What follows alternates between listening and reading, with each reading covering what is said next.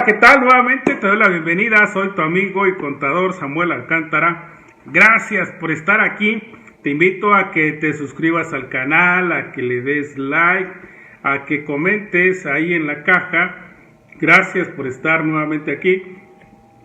Y vamos a continuar con el tema anterior, que estamos hablando acerca de la indemnización. Y vamos a hablar hoy de la reinstalación.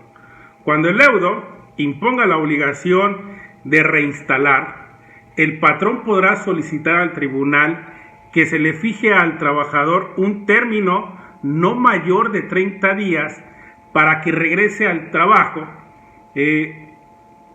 apercibiéndolo que de no hacerlo, podrá el patrón dar por terminada sin responsabilidad la relación de trabajo, es decir, sin estar obligado a indemnizar al trabajador. Vamos a hablar también de la indemnización adicional, que en el video anterior estuve hablando o que estuve haciendo referencia. Nos hemos referido a la indemnización que denominaremos general, de 3 meses de sueldo. Veamos qué es la indemnización adicional y en qué casos es procedente, según lo refiere el artículo 50 de la Ley Federal del Trabajo. Si el trabajador desea ser reinstalado y el patrón no lo acepta, entonces este último deberá de indemnizarlo ya no solo con 3 meses de sueldo, sino de acuerdo con el tiempo de relación laboral recibida, una indemnización adicional como sigue. A. La relación de trabajo por tiempo determinado menor a 1 año se pagará con una cantidad igual al importe de los salarios de la mitad del tiempo de servicios prestados. B. Relación de trabajo por tiempo determinado mayor a 1 año. Se pagará una cantidad igual al importe de los salarios de 6 meses por el primer año y de 20 días por cada uno de los años siguientes de servicios prestados. C. La relación de trabajo por tiempo indeterminado. Se pagará una cantidad igual a 20 días de salario por cada uno de los años de servicio prestados, además de la indemnización que le corresponda conforme a cualquiera de los 3 incisos anteriores. Se le deberá pagar al trabajador los salarios vencidos e intereses que correspondan. Es común hacer uso de la opinión de continuar con la relación de trabajo a fin de ganar o no pagar, según se trate del trabajador o del patrón. La indemnización adicional a que nos referimos en los incisos anteriores. Bueno, el cálculo de un finiquito.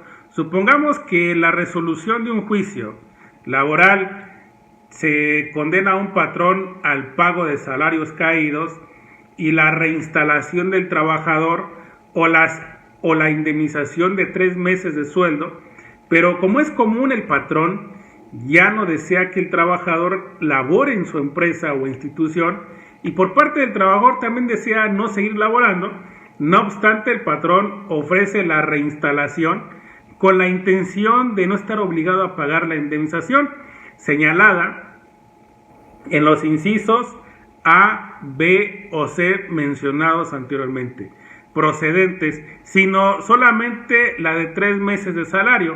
En otras palabras, si el patrón no acepta reinstalar en su puesto al trabajador y éste manifieste su deseo de ser reinstalado, aun cuando en su interior no fuera esta su intención, entonces es el patrón quien deberá asumir las consecuencias económicas de su decisión y pagar la indemnización adicional. En todos los casos, antes que la obligación de indemnizar, el patrón está obligado a reinstalar al trabajador.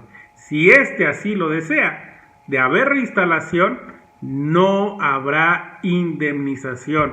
Solo en algunos casos el patrón podrá optar por indemnizar al trabajador y no reinstalarlo. Estos supuestos se contemplan en el artículo 49 de la Ley Federal de Trabajo y son los siguientes. 1. Cuando se trate de trabajadores que tengan en su trabajo una antigüedad menor a 1 año. 2. Cuando el patrón compruebe ante el tribunal que el trabajador, por razón del trabajo que desempeña o por las características de sus labores, está en contacto directo y permanente con él y el tribunal estima, tomando en consideración las circunstancias del caso, que no es posible el desarrollo normal de las relaciones de trabajo. Número 3. Tratándose de trabajadores de confianza. 4. Tratándose de trabajadores del hogar. Número 5. Tratándose de trabajadores eventuales. Cuando un trabajador demanda la reinstalación y en el juicio laboral se declaró procedente, el patrón puede optar por la indemnización, pero es precisamente uno de los requisitos para que el patrón pueda elegir la opción de la reinstalación. Es decir, que exista un laudo condenatorio, además de no encontrarse en los supuestos señalados en los numerales 1 al 5 anteriores y pagar los salarios caídos. Fíjate lo que le dice el artículo 49 de la Ley Federal del Trabajo. Establece que para ejercer el derecho de indemnizar al trabajador, el patrón podrá acudir al tribunal en la vía paraprocesal contemplada en el artículo 982 de la dicha ley para depositar la indemnización. Para tal efecto, el patrón debe aportar al tribunal la información relacionada con el nombre y domicilio del trabajador para que se le notifique dicho paraprocesal,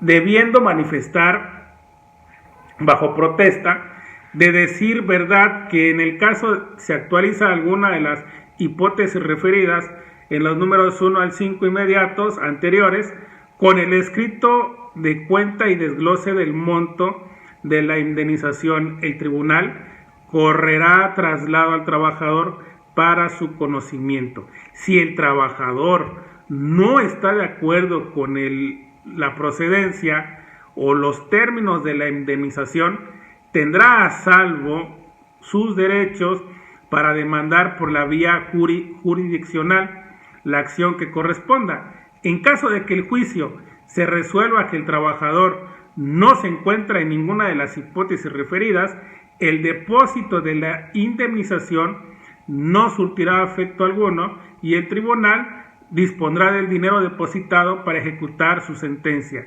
Si en dicho juicio el tribunal resuelve que sí se actualiza alguna de las hipótesis, pero el monto depositado es insuficiente para pagar la indemnización, el tribunal condenará al patrón a pagar las diferencias e intereses correspondientes. Precisión de las condiciones de trabajo para la reinstalación. Muchas veces los juicios no terminan con la sola resolución, déjame decirte, de que se debe reinstalar al trabajador, sino que antes es necesario precisar las condiciones de trabajo, como lo son el sueldo, el horario y el puesto. En una controversia laboral, las partes pueden llegar a tal extremo que, por ejemplo, si la parte demandante, el trabajador, gana la reinstalación, el patrón puede argumentar que el trabajador desempeñaba el puesto de afanador, cuando en realidad desempeñaba el trabajo, digamos que gerente de almacén. Esto lo hace con la finalidad de que el trabajador no acepte la reinstalación y con ello el patrón no acepte la reinstalación y con el patrón queda eximido del pago de una indemnización adicional a los 3 meses de sueldo. Igualmente el patrón puede argumentar otro horario o otro sueldo inferior en el mismo fin. Así que de ambos lados pónganse abusados. Ofrecimiento de la reinstalación considerada de buena o de mala fe. Si en lugar de reclamar la reinstalación, déjame decirte, el trabajador opta por reclamar la indemnización por el hecho de considerarse despedido injustificadamente y el patrón niega que despidió al trabajador y ofrece el trabajo en las mismas condiciones en que se venía desempeñando, este ofrecimiento se considera de buena fe y no procederá la indemnización. Ahora bien, si se dan casos en los que el patrón, al ofrecer nuevamente el trabajo, lo hace para que se desempeñe en un horario distinto o aquel en el cual se desempeñaba el trabajador, si el patrón niega el despido y ofrece el trabajo con una jornada mayor de 8 horas diarias, pero menor a las de 40 y 8 semanales,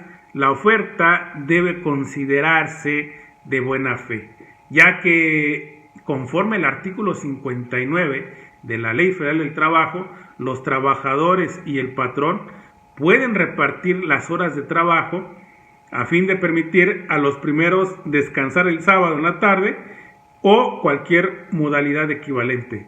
Ocurre el caso contrario cuando el ofrecimiento de empleo rebasa la jornada de trabajo legal, es decir, el ofrecimiento de trabajo se considera de mala fe, aun cuando el trabajador demandante afirma que efectivamente sus labores las desempeñaba en el horario que se les ofrece. Cabe señalar que los derechos de los trabajadores son irrenunciables y uno de ellos son el labor en los tiempos legales. El salario base de los pagos por retiro. El salario que se toma de base para efectuar los distintos pagos por retiro será, como a continuación te voy a decir, prima de antigüedad. Según lo disponen los artículos 162 y 486 de la Ley Federal del Trabajo, para el pago de la prima de antigüedad se deberá considerar el salario menor entre el salario del trabajador y el doble del valor diario de la unidad de medida y actualización, más conocida como la UMA. La indemnización. Para el pago de la indemnización, de las indemnizaciones de 3 meses y de 20 días de salario por cada año de servicio, o lo que le correspondan de acuerdo al tiempo de la relación laboral, según lo señala el artículo 84 y 89 de la Ley Federal del Trabajo, deberá considerarse el salario ordinario que perciba el trabajador, incluyendo prestaciones. Los salarios no pagados, precisamente por tratarse de salarios, ya sean caídos o devengados, deberá considerarse el salario ordinario, incluyendo las prestaciones ordinarias que se le entregaban al trabajador. Partes proporcionales. Se consideran el salario ordinario, incluyendo prestaciones, controles de asistencia y tiempo de trabajo. Antes de ver cómo se debe cuantificar el pago o de una liquidación, no podemos dejar de señalar lo fundamental que es para un patrón el establecer el control de las asistencias y el tiempo de trabajo. Fíjate que en muchos de los juicios de carácter laboral se resuelven a favor del patrón cuando éste aporta las listas de asistencia o de control de trabajo o de tiempo de trabajo. Así resultará improcedente que un trabajador reclame tiempo extra cuando en su tarjeta de control de evidencia que no laboró, además del beneficio de que en la relación laboral tiene el llevar el control citado. Cuando un trabajador falta a su labor, el patrón, déjame decirte que el patrón tiene derecho a disminuir proporcionalmente las cuotas que paga al IMSS y al Infonavit. En los casos de la falta injustificada, los únicos elementos que tiene el patrón para demostrar la disminución de las cuotas señaladas son precisamente las nóminas y los controles de asistencia.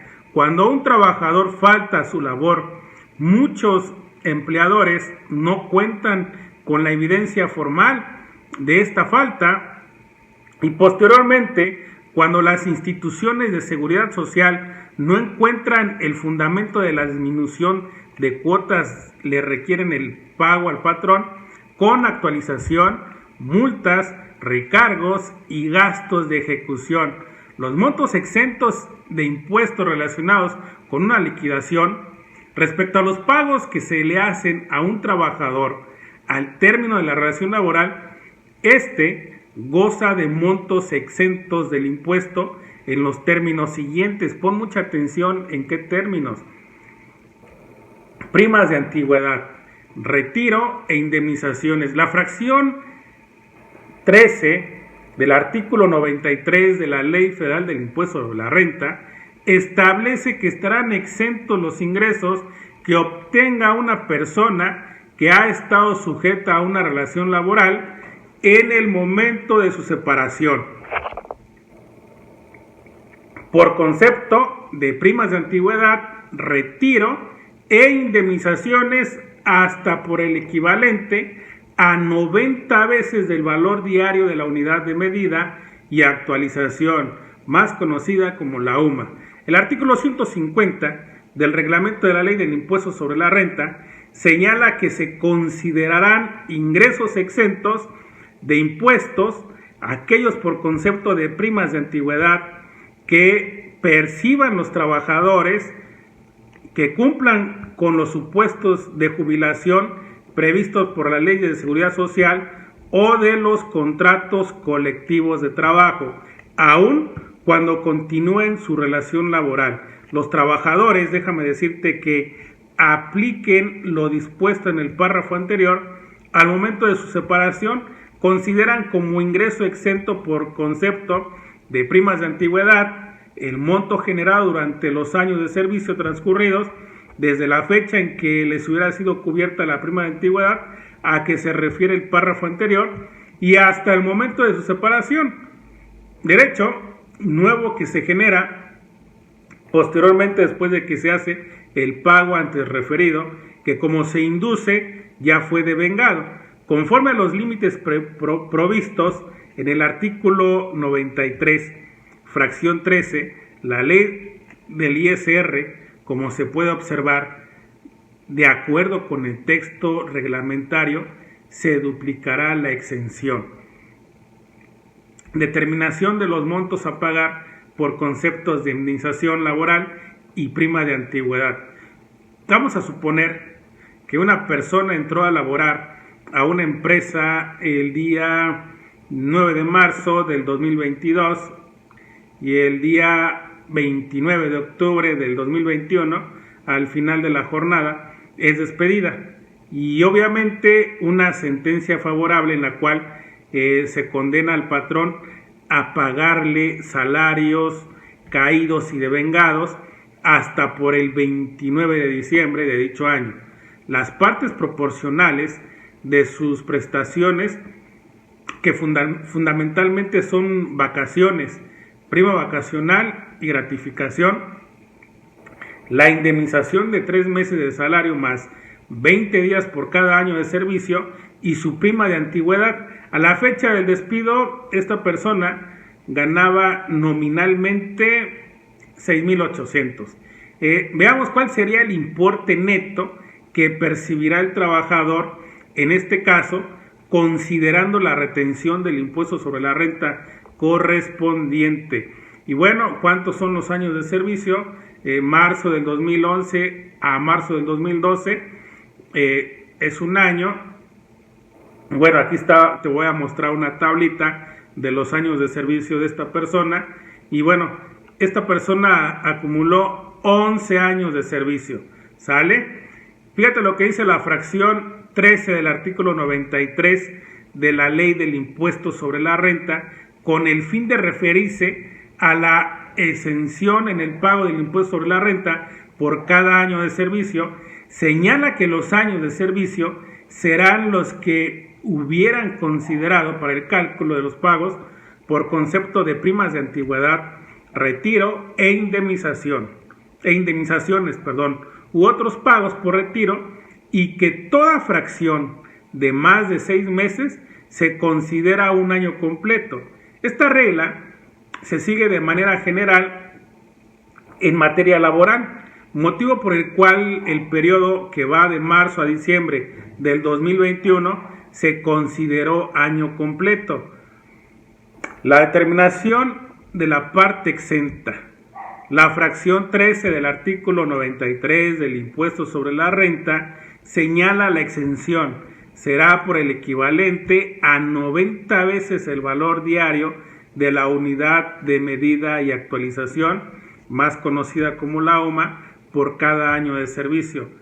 ¿Cómo se determina? Te has preguntado cómo se determina el ISR sobre estos ingresos grabados.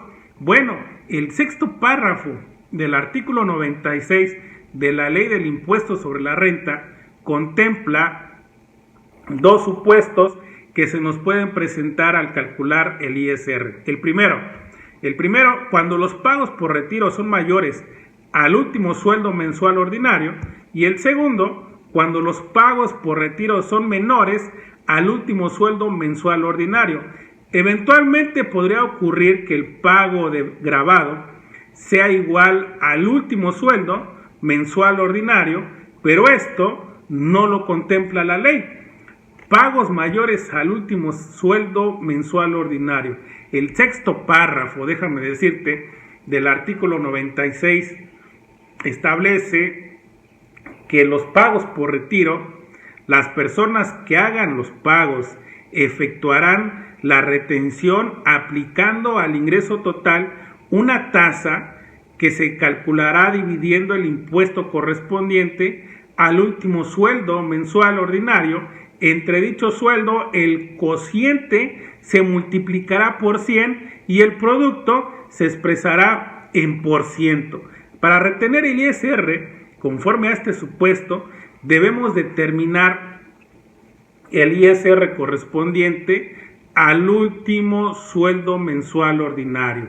El cálculo del monto de una indemnización laboral, prima de antigüedad e impuesto a retener quedará como te lo voy a mostrar a continuación. Los pagos menores al último sueldo mensual ordinario, el referido sexto párrafo del artículo 96 de la Ley del Impuesto sobre la Renta también señala que cuando los pagos por concepto de indemnizaciones, retiros y primas de antigüedad sean inferiores al último sueldo mensual ordinario, la retención se calculará aplicándoles la tarifa. Supongamos, para efectos de nuestra explicación de todo lo que has escuchado, que el pago por retiro gravado, es decir, una vez desconectado el monto exento, igual al equivalente de 90 veces el valor diario de la unidad de medida y la actualización por cada año de servicio, fuera en lugar de los 8.864.68 de 4.150.72, es decir, un monto menor a los 6.800 del salario ordinario. El impuesto lo retendríamos de la siguiente manera, como está en la tabla que te voy a mostrar a continuación. Igual a ingreso gravado. ¿Cuánto tenemos del ingreso gravado? 4.150.72.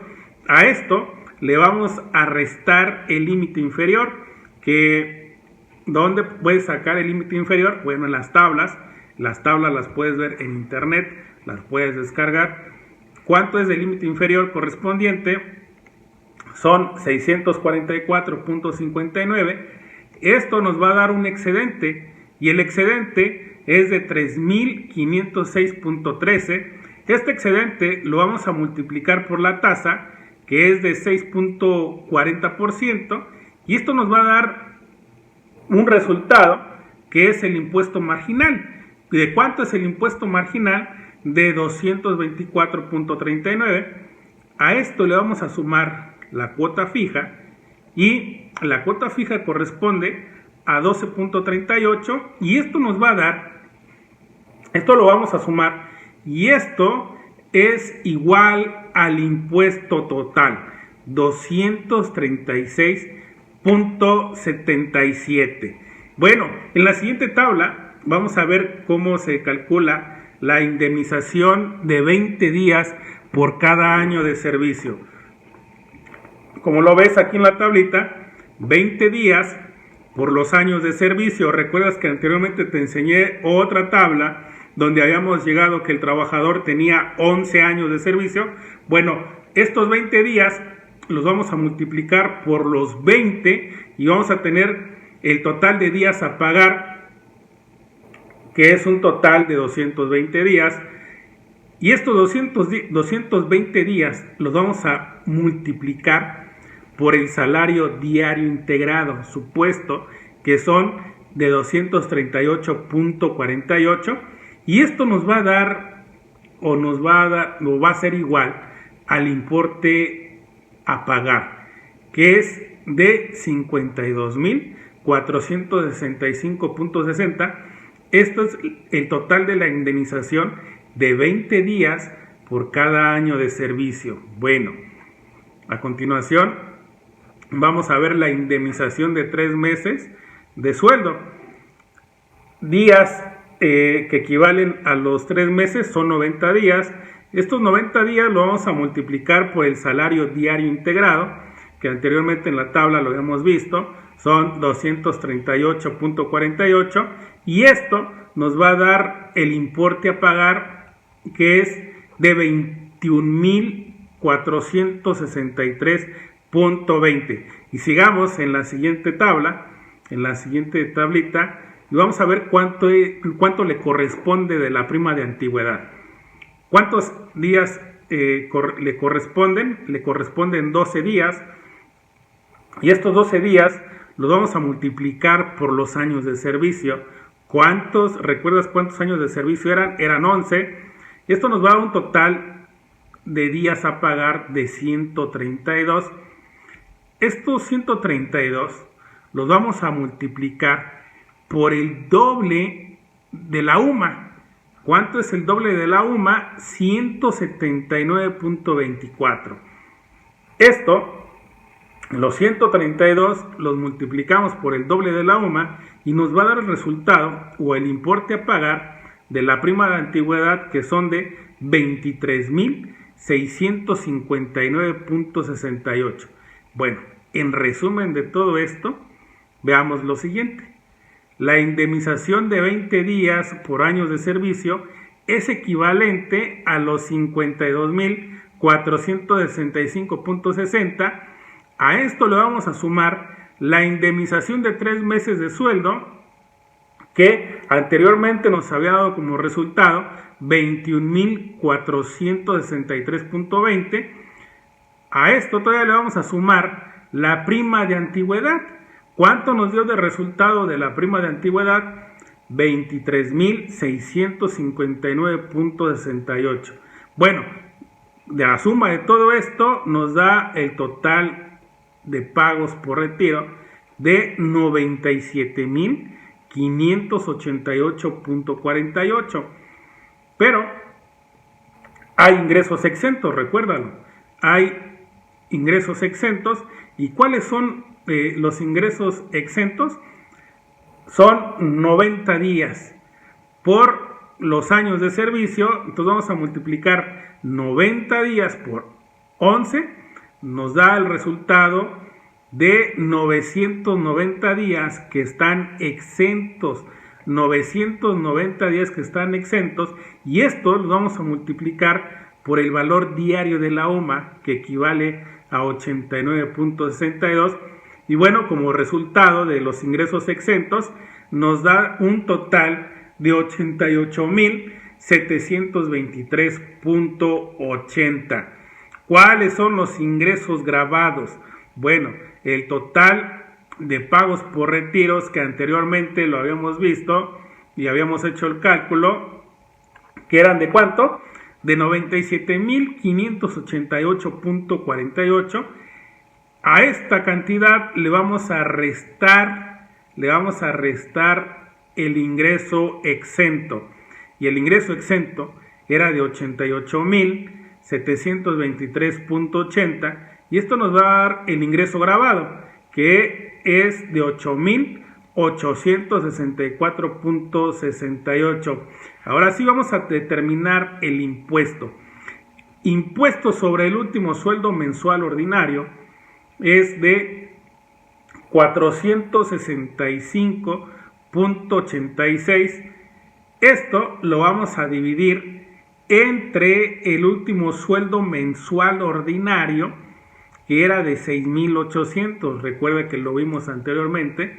Bueno, esto nos va a dar como resultado, lo vamos a dividir, 465.86 entre 6,800, y esto nos va a dar una proporción de 0.0685000. Este factor lo vamos a multiplicar por el ingreso por retiro grabado. ¿Cuánto fue el ingreso por retiro grabado? Fueron 8,864.68. Bueno, esto nos va a dar el impuesto a cargo sobre indemnización y prima de antigüedad, y nos da como resultado 607.23. ¿Cuánto fueron los ingresos totales? 6,800, menos a esto le vamos a restar los ingresos exentos, que no tiene ingresos exentos, nos va a dar igual nuevamente 6,800. Estos 6,800 los vamos a multiplicar por el límite inferior, que es de 5,470.93, y esto nos va a dar igual a un excedente de 1,329.07, y este excedente lo vamos a multiplicar por la tasa del 10.88%, y nos va a dar igual a un impuesto marginal de 144.60. Bueno, estos 144.60 lo vamos a sumar con la cuota fija, que es de 321.26, y nos va a dar como resultado el impuesto total de 465.86. Y bueno, después de dos partes de video muy largos, hemos llegado a la conclusión de cálculo de la indemnización y de la prima de antigüedad. Espero que te haya sido de gran utilidad. Si te gustó, dale like, suscríbete a mi canal y compártelo con algún compañero de escuela, de universidad, o con algún colega de tu trabajo, para que el canal siga creciendo y pueda seguir subiendo más contenido. Soy tu amigo y contador Samuel Alcántara, y te deseo que tengas un feliz día. Nos vemos en el próximo video.